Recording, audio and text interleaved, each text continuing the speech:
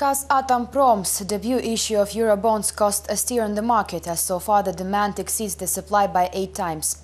Find out next why the seemingly successful holding decided to loan $500 million from abroad and where exactly the money will go. Experts had no doubt that Kazatompром's Eurobonds will be in demand on the market. Last year, the company assumed the place of a global leader in uranium mining. Investors are guided by the ambitious plans announced back at the time when Mukhtar Jakishev's team was in charge.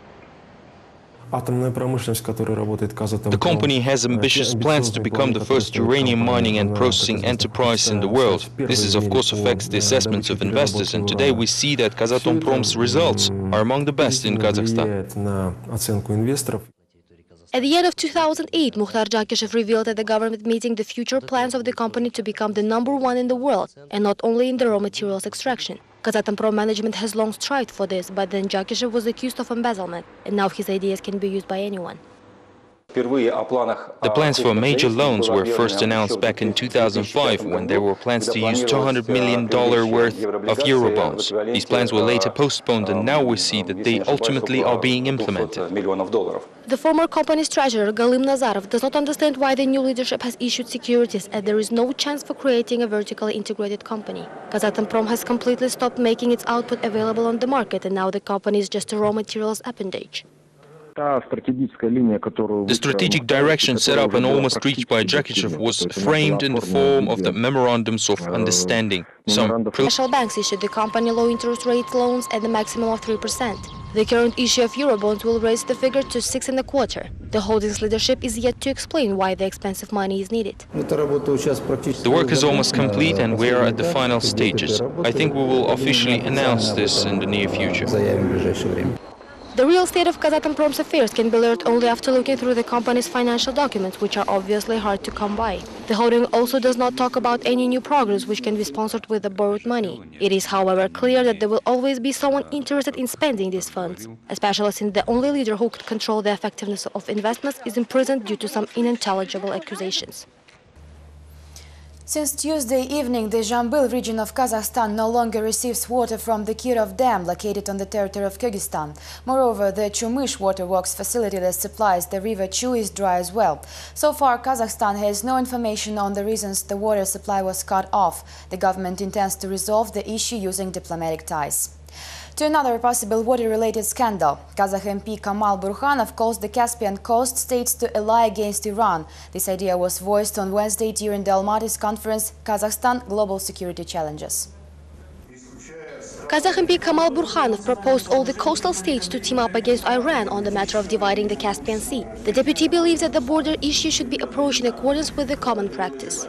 The external CIS borders are accepted de jure and de facto everywhere, so there should be no difference with the borders in the Caspian Sea. I don't understand why it can be any different, as there is a legal base and the status quo. After the collapse of the Soviet Union, the division of the Caspian Sea became the subject of controversy for years. The talks culminated in a small victory for the majority. Azerbaijan, Kazakhstan and Russia signed an agreement on the partial division of the sea at the median. Turkmenistan abstained, while Iran still demands 1/5 of the Caspian. Political analyst Marat Shibutov does not consider these requirements unreachable. 28 million Azerbaijanis live in Iran and only 8 million in Azerbaijan itself. Also, more than 1 million of Turkmens live in Iran, so the country can strongly influence both of these states.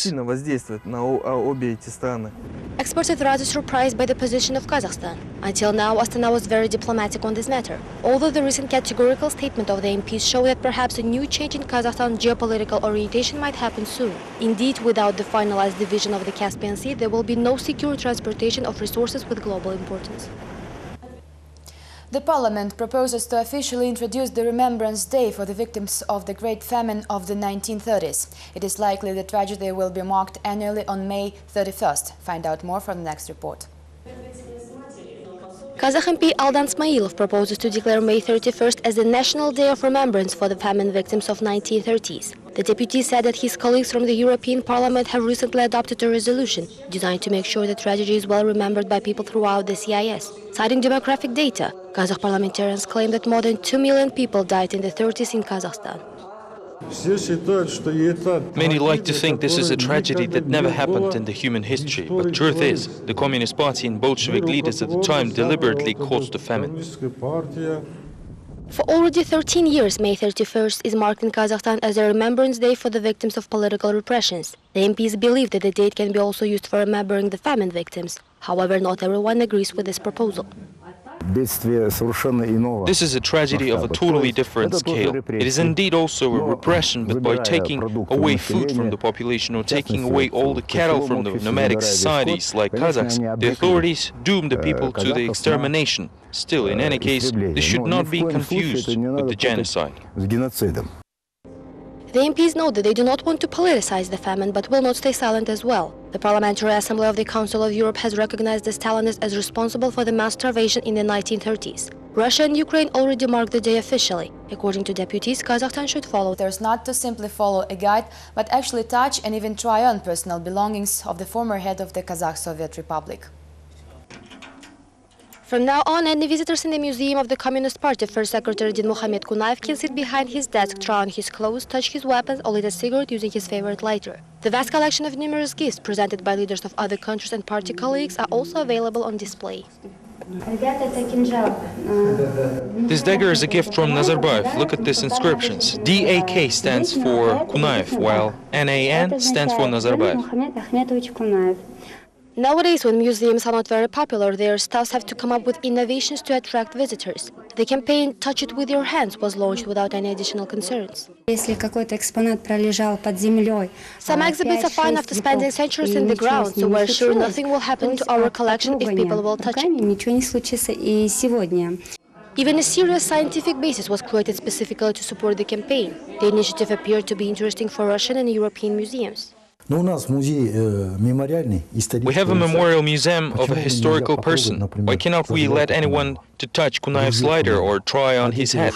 When I introduced this idea to other museum owners, they said it is a revolution in the museum business.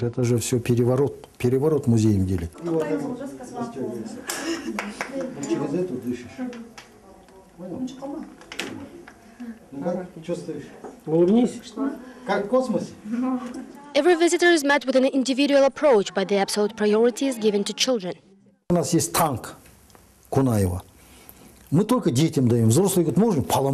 have Kunayev's replica of a tank, and we only let children touch it. Adults could break it, but children play with it, and it is fine. Creative approach is the main thing. Children immediately become interested, and this results in more visitors for us. Meanwhile, the situation is quite different in the museum of the current leader of Kazakhstan, President Nursultan Nazarbayev. Not only exhibits cannot be touched, but people have to wear medical shoe covers just to enter the building. Absolute sterility is observed there. Obviously, the recent talks of making the leader of the nation untouchable were taken by the museum crew a little too literally. These were all the latest updates from Kazakhstan. Thank you for watching us. Goodbye.